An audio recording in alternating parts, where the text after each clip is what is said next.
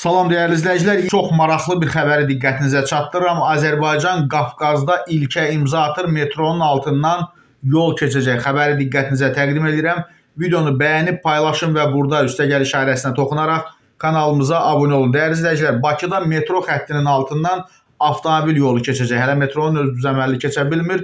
Bu ölkəmizdə, eləcə də Qafqazda bir ilkdir. Bununla da şəhərin Ulduz və Koroğlu metro stansiyalarına yaxın ərazisində böyük nəqliyyat gərginliyi aradan qalxaraq yeni bir qovşaq yaranacaq. Bu qovşaq həm avtomobil yolunu, həm metronu, həm də dəmir yolu xəttini özündə ehtiva eləyəcək. Bu layihə sürücülər və ictimai nəqliyyatdan istifadə edən sərnişinlər üçün hansı üstünlüklər yaradacaq və şəhərdəki mövcud tıxac probleminə konkret necə təsir eləyəcək şərhlərdə yaza bilərsiniz. Amma bugünkü hadisədən sonra məndə belə ilk təəssürat belədir ki, metronun altından deməli, maşın yolda keçəndən sonra metronun ürəyi bulanmasa yaxşıdır.